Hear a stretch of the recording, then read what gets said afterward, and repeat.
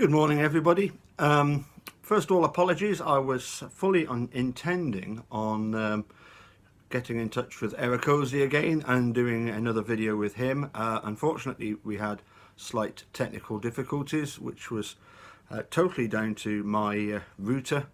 My daughter's dog fetched the router off the shelf a couple of weeks back, and it's never been the same since. Anyway, I've turned it off and back on again, holding the reset button, and I've given it a good swearing, and it seems to be working fine. So hopefully tomorrow morning Ericozy and I will manage to have a wee chat together. So I'm going to go through some of the things that maybe we wouldn't have gotten around to discussing. First of all, I'd like to point out that I once made the comment that I don't really like sometimes calling people guilters, because it's got too strong. It's too strong a word for me. I prefer probably the word pro conviction.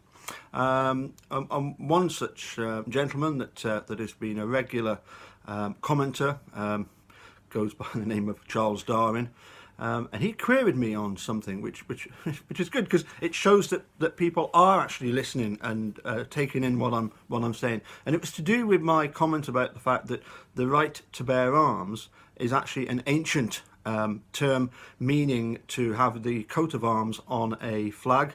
He replied that, really, I've never ever heard of that before. Have you got anything to back it up? And I was able to immediately send him a Wikipedia page which talks all about it. So hopefully that's one thing sorted out. You can rest assured that if I'm going to post something on a video, I'm going to check my facts. Yeah. Okay. Now, I've had obviously a lot of people contact me and make comments about my video about guns in general in America. One of the themes that keeps cropping up time and time again, a couple of themes. One that I'm very disappointed in is a kind of a laissez-faire, just let it go. It's just the nature of the beast, which I think is a pretty poor way of tackling what is a problem. You know, you come to Scotland, right? Go around the streets in our cities in Scotland, you'll see policemen with no guns whatsoever. You know, it just isn't the done thing. We do have crime, yes, but the point is because the police don't have guns, the criminals don't need guns. It's just a thing that I suppose we're blessed with, and I think there are people in America that do realise that would be great in your situation. The other thing that came across quite a bit was the fact that for some people, the gun is something they've grown up with. It's something they're attached to. It's like their car. They couldn't do without it. They maybe need it to go hunting. And I still get this comment that we need it for our protection. Protection against what? All you're going to do with a gun is shoot somebody. But anyway, as I say, kind of a common theme that don't be too draconian. Don't say Americans must get rid of all guns, because they're it's basically the minority spoiling it for the majority. There's obviously that there are millions of people that are responsible, but it only takes the minority, a small minority, to spoil it for everybody else. Okay.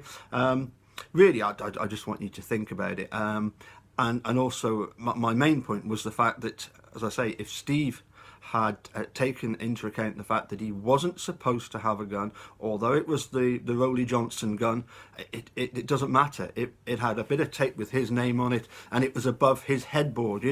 What more proof do you need that clearly he'd been using the gun, because they found shell cases in the garage where he'd been obviously shooting at rabbits and the like.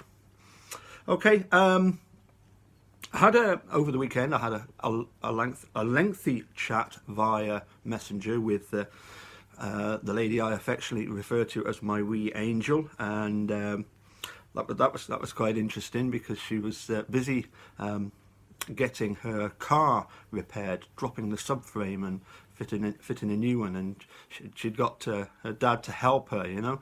And I'm just wondering how much of the work was actually done with Dad, because it seemed to me that she was constantly on her mobile phone, on the messenger. Anyway, I'm sure that you did the supervising work and made sure that the job was done correctly. And pleased to see that, or hear at least, that things have progressed nicely.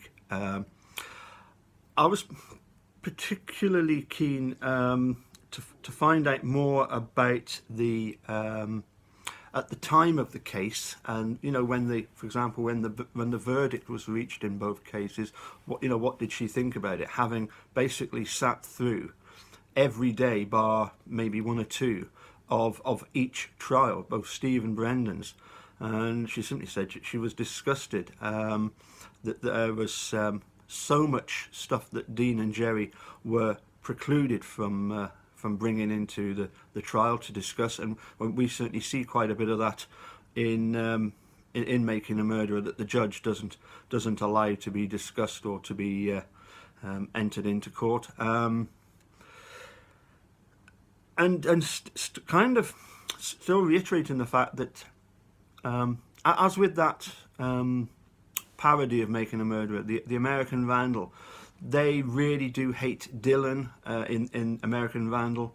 In Manitowoc, they really do dislike Steve and the Avery family. And I can't help thinking that, to a certain extent, that's one of the reasons why people in Manitowoc are quite happy to turn a blind eye to any shortcomings in both the investigation and the trial of Steve and Brendan.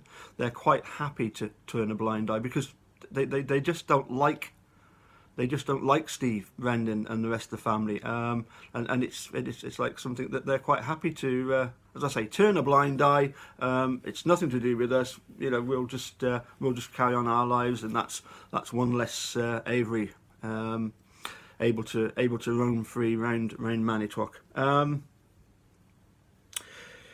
person I had a lengthy chat with was Mark Hodinet, our Australian friend, who at the moment is in Eastern Europe doing some excellent voluntary work, and we discussed quite a lot about the case, but I'm going to be cautious and not divulge too much of what Mark was saying, because that's for him to disclose in the future.